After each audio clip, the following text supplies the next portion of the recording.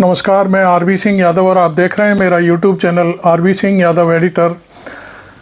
देखिए, समाजवादी पार्टी के राष्ट्रीय महासचिव और लोकसभा में राज्यसभा के सदस्य रामजीलाल सुमन को के बयानों को लेकर के हम लगातार आपको रिपोर्टिंग दे रहे हैं।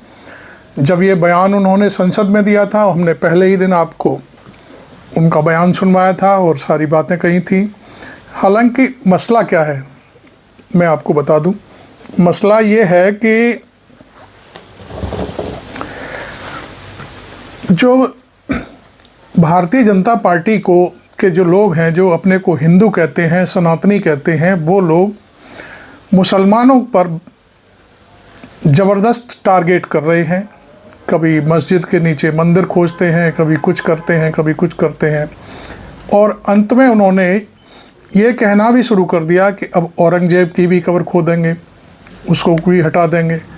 उसके बाद जब आप जानते हो किसी भी समाज पर जब आप अटैक करेंगे तो निश्चित तौर पर उसकी क्रिया की प्रतिक्रिया होती है, और उसी प्रतिक्रिया के तहत लोगों ने विरोध शुरू किया और फिर आरएसएस का जो मुख्यालय है उस शहर में दंगा हो गया।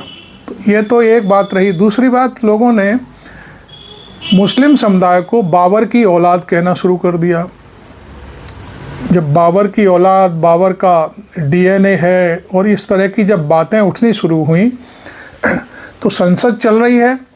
रामजीलाल सुमन एक निखरे हुए नेता हैं, समाजवादी, धुर समाजवादी, खांटी। उन्होंने ये मसला राज्यसभा में उठाया।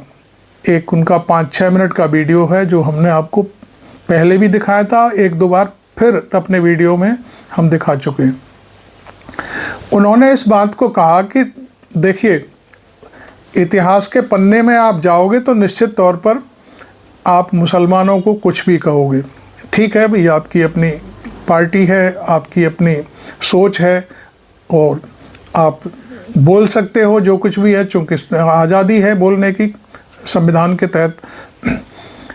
लेकिन जब इतिहास का एक पन्ना उसका उल्लेख आप कर रहे हैं तो फिर दूसरा पन्ना भी पढ़िए। वो दूसरा पन्ना रामजीलाल सुमन ने संसद में अपने बयान के माध्यम से पढ़वा दिया सनातनी लोगों को। वो टोटल सनातनी लोगों के लिए पन्ना था, जिसमें कोई भी हो जो खुद को कट्टर हिंदू और सनातनी कहता है और मुसलमानों को वो इनका मुगलों का डीएनए बता करके और उनको अनर्गल जो बातें होती हैं वो करता है। तो खैर, उसमें जब दूसरा पन्ना रामजीलाल सुमन ने पढ़ा तो उसको उन्होंने साफ तौर पर जो ऐतिहासिक सच है वो दिखाया कि दिल्ली में लोधी शासक था और लोधी शासक जो है हिंदुओं को परेशान कर रहा था उस समय। उसमें दिल्ली आसपास के जितने भी लोग थे, तो मेवाड़ के राजा जो राणा सांगा थे, उन्होंने बाबर को एक चिट्ठी लिखी और कहा कि आप आकर के दिल्ली पे ये व्यक्ति बैठा हुआ है, इसे हटाइए। हालांकि उन्होंने अपने मनसबदारों से उस समय बातचीत भी करी कि भाई हम बाबर को बुला करके इसको, इब्राहिम लोदी को सीधा करा देते हैं।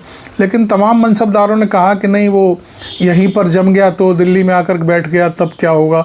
तो ये चीज़ें उन्होंने कहा कि नहीं, वो लुटेरा है और वापस चला जाएगा लूटपाट करके, इसको ठीक करके, और उसके बाद मैं आगरा पर हमला कर दूंगा। तो ये सारी चीज़ें जो आपसी जो राजशाही ठाट बाट होते हैं उसमें दरबार लगा, उसमें सारी बातें तय हुई। सुमन जी ने ये कहा कि आपके ही जो वंशज हैं राणा सांगा साहब, वो लेके आए थे बाबर को, आप बाबर को गाली देते हो। बस इतनी सी बात है, मैं आपको बताऊं। और इसी बात को लोगों ने बतंगड़ बना लिया। अब जब आप मुसलमानों को मुगलों का वंशज कहते हो, तो सुमन जी ने भी कह दिया कि भाई आप राणा सांगा के वंशज हो। ये बात उन्होंने अपने शब्दों में कही। अब मुसलमानों को बुरी लग रही है आपकी बात, रामजीलाल सुमन ने दूसरा पन्ना खोल दिया तो रामजीलाल सुमन की बात आपको बुरी लग रही है। इसमें गलत क्या है? कुछ नहीं है। खैर, इसको लेकर के एक करणी सेना नाम का एक संगठन है जिसको समाजवादी पार्टी और बल्कि और भी दूसरे जो संगठन हैं या दल हैं वो एक संगठित गिरोह के रूप में उसे लेते हैं और उस गिरोह में यह है कि उसे कहीं कहीं सरकार का संरक्षण प्राप्त है और उसी संरक्षण के तहत रामजीलाल सुमन जी के घर पर करणी सेना के लोगों ने हमला किया। नहीं तो आपको मालूम है कि अखबार में एक छोटी सी खबर छप जाती है, उसको लेकर के LIU IB जाने कौन कौन लोग सक्रिय हो जाते हैं और 2 मिनट में उस जो खबर छपवाने वाला है उसका घर घेर लेते हैं और जेल भेज देते हैं। ये हम आज से नहीं सालों से देख रहे हैं, ऐसा होता है। लेकिन यहाँ पर पूरी सोशल मीडिया पे बाकायदे गाली गलौज की जा रही है, धमकी दी जा रही है, सारी चीज़ें हो रही हैं और इसी को लेकर के हमला हो गया। अब मैं आपको आगे बताता हूँ, हमला हो गया, उसका जवाब समाजवादी पार्टी देगी या दे रही है। अब पिछले 3-4 दिन से लगातार लाखों का इनाम दे रहा है कोई व्यक्ति। एक अलीगढ़ का कोई आदमी है, वो 25 लाख रुपया दे रहा है कि सुमन को गोली मार दो। ये सारी चीज़ें चल रही हैं, सोशल मीडिया पे बाकायदे सारा खेल चल रहा है। लेकिन स्थानीय पुलिस प्रशासन शायद इस बात को संज्ञान नहीं ले रहा है या हल्के में ले रहा है। इसके लिए मैं आपको एक से 1.5 मिनट का एक भाषण क्या है, उनका बयान है जो प्रेस से बात कर रहे हैं समाजवादी पार्टी के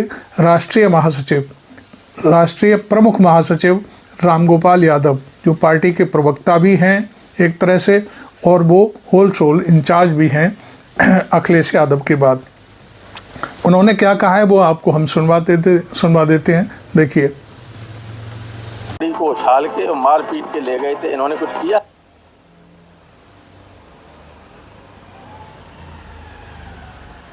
पगड़ी को उछाल के और मार पीट के ले गए थे, इन्होंने कुछ किया? करणी सेना के एक अध्यक्ष को घर में घुसकर लोगों ने गोली मार। पुलिस का संरक्षण न होता तो हमारे कार्यकर्ता उस दिन भी इनको ठीक कर देते और आगे भी अगर कोशिश करेंगे तो हम लोगों ने बता दिया प्रशासन, या तो आप सुरक्षा की व्यवस्था कीजिए, नहीं तो हमारी पार्टी वाले लोग करणी सेना एक संगठित अपराधियों का गिरोह, समाजवादी सेना एक संगठित अपराधियों का गिरोह जैसा है।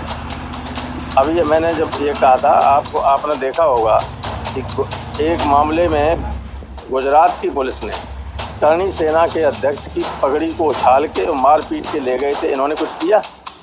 कुछ नहीं किया। करणी सेना के एक अध्यक्ष को घर में घुसकर लोगों ने गोली मार दी, क्या करणी सेना ने किया? और रामलीला सुमन पे चढ़ के आ गए क्योंकि वो दलित थे। तो ये बर्दाश्त नहीं किया जा सकता।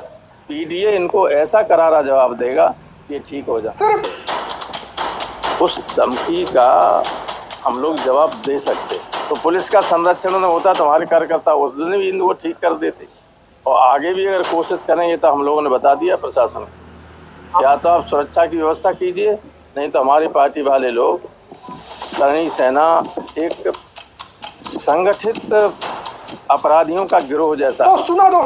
रामगोपाल यादव ने खुली बात कही है, कोई छुपने वाली बात नहीं है। उन्होंने कहा है कि भाई आप हमें जो धमकियां मिल रही हैं उसका या तो इलाज करो, और आप इलाज नहीं कर सकते तो फिर हमारी पार्टी इलाज कर देगी उनका। वो कितने लोग हैं क्या है। निश्चित तौर पर समाजवादी पार्टी एक बड़ी पार्टी है और उत्तर प्रदेश में वो विपक्ष की भूमिका में है और कई बारी उनकी पार्टी मुख्यमंत्री का पद संभाल चुकी है, सरकार चला चुकी है अखिलेश यादव के नेतृत्व में। तो इसलिए इस बात को हल्के में नहीं लिया जाना चाहिए। तमाम लोग आज भी बयान दे रहे हैं कि हम 2 मिनट में समाजवादी पार्टी को ढेर कर देंगे। कोई कुछ कह रहा है, कोई कुछ कह रहा है। एक नेता कह रहा है कि जीप काट लाओ रामजीलाल सुमन की। तो इस तरह की जो अनर्गल भाषाएं हैं उन पर यदि कंट्रोल नहीं किया आगरा की पुलिस ने और या सुमन जी के परिवार को भरपूर सुरक्षा नहीं देगी तो कोई भी बड़ी घटना हो सकती है। ये हमारा इस वीडियो में आपको बताने का या आप तक ये सारी चीज़ें पहुंचाने का मकसद है। तो कुल मिलाकर के अभी रामजीलाल सुमन ने भी कह दिया कि मैं अपना बयान वापस नहीं लूँगा। उन्होंने कुछ गलत नहीं कहा। उन्होंने जो कहा कि आपने इतिहास का एक पन्ना खोला, मैंने दूसरे पन्ने को पढ़ दिया, बस इतनी सी बात है। तो मैं कहीं दोषी नहीं हूँ। और उन्होंने ये भी कहा है कि मैं किसी समाज विशेष को मैं मतलब जो किसी की जो भावनाएं ठेस पहुंच रही हूँ मैं उनका भी हामी नहीं हूँ, मैं ये भी नहीं करता। लेकिन जो पन्ना इतिहास में लिखा हुआ है वो मैंने अब सबके सामने रखा है, अंजाम चाहे कोई भी हो। उन्होंने भी कहा है कि मेरी पार्टी सक्षम है किसी भी जो सेना घूम रही है उससे निपटने के लिए, और ऐसा नहीं होता है तो फिर देखा जाएगा। बहुत सी चीज़ें हैं। अब मैं आपको बता दूं कि आखिरकार स्थानीय प्रशासन इसमें हीलावाली क्यों कर रहा है। चूँकि वो करणी सेना है, वो ठाकुर समुदाय से जुड़ी हुई सेना है, और आपको अभी रामगोपाल यादव जी ने समझा दिया कि भाई ठाकुरों का एक छोटा सा जो एक गिरोह बना रखा है इन्होंने करणी सेना के नाम पर, उसको गुजरात पुलिस ने पीटा, पगड़ी उछाल दी, बाकायदा दिखाई दी थी पगड़ी उछलते हुए, हमने भी देखा था वो वीडियो। और उसके बाद फिर राजस्थान में गोली मार दी गई पार्टी उसके करणी सेना के अध्यक्ष को। क्या कर लिया आपने? आप चूँकि वो एक दलित नेता हैं रामलीला सुमन, इसलिए आप उस पर अपनी हरकतें कर रहे हो। लेकिन समाजवादी पार्टी इसमें बिल्कुल पीछे नहीं हटने वाली है और पूरे प्रदेश में आंदोलन होगा इस बात को लेकर के, और डट करके मुकाबला किया जाएगा। उन्होंने ये ऐलान कर दिया है। तो ये बात जो चल रही है वर्तमान में, ठंडा नहीं होने दे रहे हैं लोग। इस तरह के बयान बाकायदे उस पर सोशल मीडिया पर, फेसबुक पर तमाम देखने को मिल जाते हैं। हम उन बयानों को दिखाना नहीं चाहते क्योंकि उससे वैमनस्य बढ़ता है। हम इस बात का बहुत ख्याल रखते हैं।